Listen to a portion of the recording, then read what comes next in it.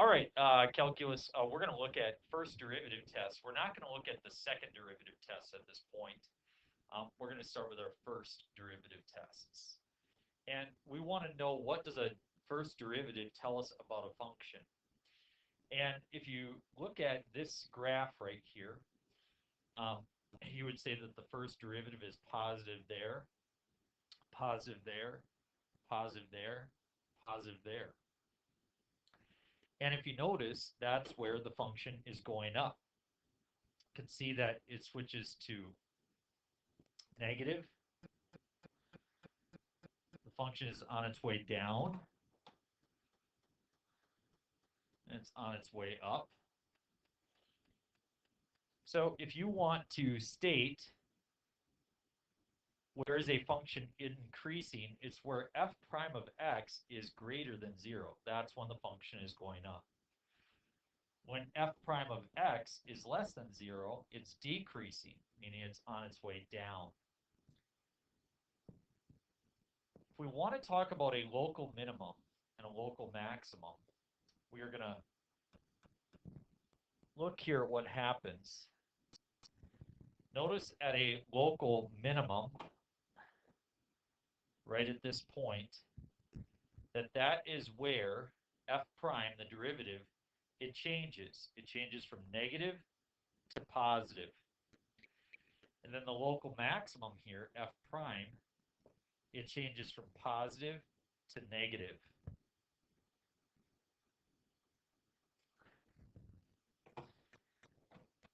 So a local min occurs where f prime changes from negative to positive, and a local max occurs where f prime changes from positive to negative.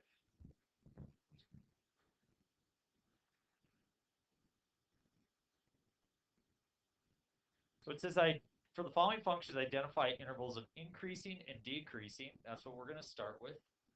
Concave up and concave down. That's going to be with our second derivative test. Identify any local maximum and minimum and inflection points. The concave up and concave down are going to be second derivative tests. We're going to move that till later. But right now we have our first derivative test. We're going to look at increasing, decreasing, local max, and local min. So f prime of x is equal to x squared minus 4. As I consider that graph, we know it crosses at negative 2 and positive 2.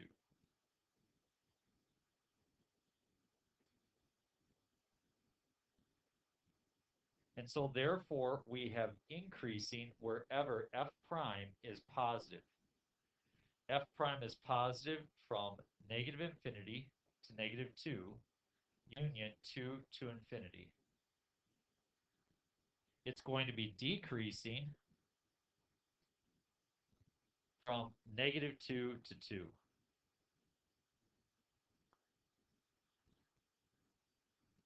Local max and local min. The local maximum occurs whenever f prime changes from positive to negative. Let's look and see where we change from positive to negative. Right here. So at x is equal to negative 2. The local minimum occurs wherever f prime changes from negative to positive, and that would be at 2.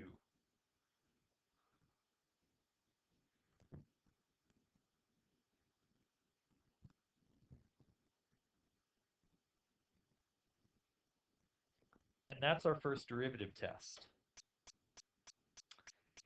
If you look at our next one, f prime of x is equal to negative 4x cubed plus 4x. If you factor out a negative 4x, you get x squared minus 1. Or negative 4x times x minus 1 times x plus 1. We know what that graph looks like. It crosses through negative 1 and positive 1.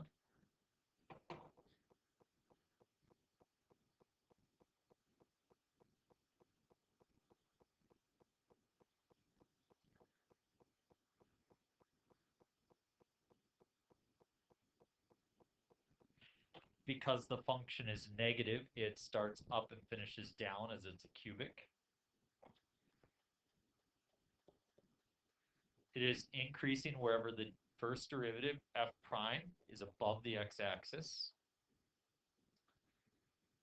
F prime is above the x-axis from negative infinity to negative 1. Union was 0 to 1. Decreasing from negative 1 to 0. Union 1 to infinity. We have a local max wherever it changes from negative or from positive to negative, which is going to be at x equals negative 1. And we also have a local max where it changes from positive to negative. That will be at 1 as well. Local minimum wherever it changes from negative to positive, and that would be at x is equal to 0. And there is my first derivative test.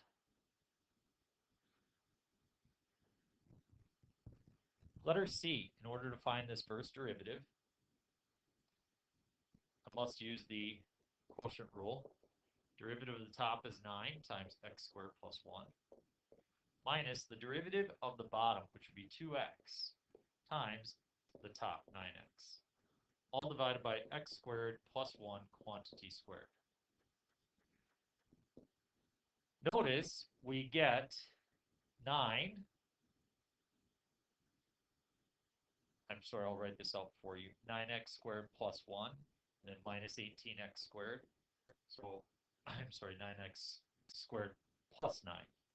So I end up with a 9 minus 9x squared over x squared plus 1 quantity squared. Now the top does factor. 9 times 1 minus x times 1 plus x. X squared plus 1 quantity squared.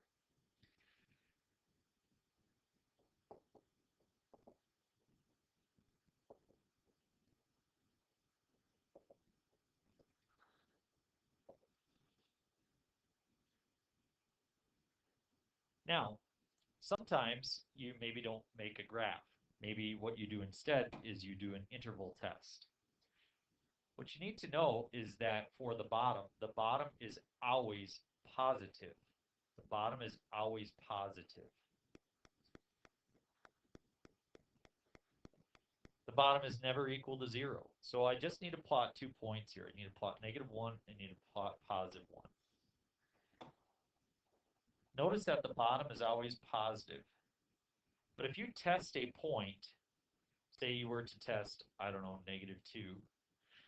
1 minus negative 2 is positive. 1 plus negative 2 is negative. So you would get a positive times a negative divided by a positive. That would be negative. And if you tried, say, 0, you would get a positive and a positive and a positive. That would result in positive. And if you tried a value like 2, you would start out with a negative and then a positive and a positive. That would be negative. So as you test points, especially when it's a rational function, that can help you also determine positive and negative values. You don't have to always make a graph. We know it's increasing then from negative 1 to positive 1. And we know it's decreasing from negative infinity to negative 1, union with 1 to infinity. Local max, wherever it changes from positive to negative, that would be at x is equal to 1. Local min, wherever it changes from negative to positive, and that would be at x is equal to negative 1.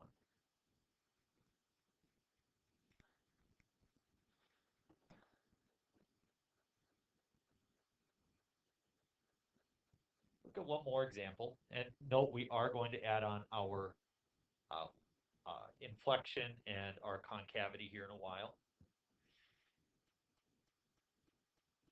F prime of x is equal to, I'm going to go ahead and use the product rule. That is x to the 1/3, so the derivative would be 1 over 3x to the 2/3 times x minus 8 plus or is x to the 1/3 times the derivative of x minus 8, which is 1. I would like to find common denominators here. And so I'm going to multiply top and bottom by 3x to the 2/3. And I get x minus 8 over 3x to the 2/3 plus 3x over 3x to the 2/3. X plus 3x is 4x.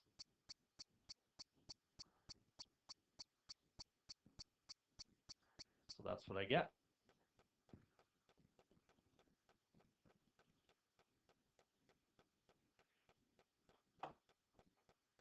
Now you could factor the top, 4 times x minus 2 over 3 times x to the 2/3. Notice our critical points are going to be occurring at 0 and positive 2.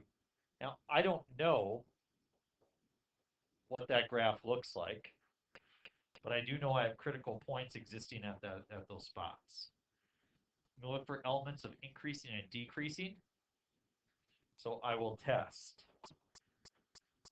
I'm also going to start by just identifying the domain of this function. The domain of a cubed root is all real numbers, and the domain of x minus 8 is all real numbers. So I do know the domain for this function is all reals. So I can test throughout the entire piece. If I try a negative value, say -1, I would get a negative on top. And then in the bottom, you have x to the 2/3. That means that you square something and then take the cubed root of it. If you're going to square it, it's going to make it positive. So note that the bottom is always positive. So if I plug in -1, I would get a negative over a positive. That would be negative. And if I plug in, say, 1, I would get a negative divided by positive, which is still negative. And if I plug in positive 4, you can see I get a positive over a positive, which is a positive. So therefore, I'm increasing from 2 to infinity. I'm decreasing from -infinity to 0, union 0 to 2. So we don't know exactly what's happening at 0. We're going to graph this to try to figure it out. I also have local max and local min. Local max occurs wherever it changes from positive to negative, and that doesn't happen. So there is no local max. And then the local min occurs wherever it changes from negative to positive. And that happens at x is equal to 2. You can see how it changes from negative to positive there. And so that's kind of half of our work. We're going to look at the second derivative test in a different video. But right now, if we glance at these pieces, you can type in this cubed root of x. I'll go into math and grab my cube root guy. That's number 4, x, and then I've got x minus 8. And I'm going to zoom 6. I'm going to try to get a feeling of what this graph looks like. Now, that is interesting what happens there. I'll kind of draw it so that we can get an appreciation for what's going on. It looks like the graph goes like this. Then what happened after that kind of just headed on up. So that spot happened at x is equal to 2. Notice our local min happens right at x is equal to 2. This funky thing that at 0, it's a vertical tangent. And that's why we come up with that. If you have a vertical line, it's neither increasing nor decreasing. That's why we have to break that up just as we did. And notice it's always decreasing, even though 0. So notice why we didn't have that change there, is it just always stayed negative. That's why. So, it can really discover some what we call hidden behavior among functions that you didn't know before. This is a very strange function that you maybe aren't used to, but now you get an idea. So there is your first derivative test. We have the whole second derivative test to go through as well. We're not going to do that now. That's a different video. So hopefully you can get started. And just on your worksheet, just focus on those parts to get started. Have a great day.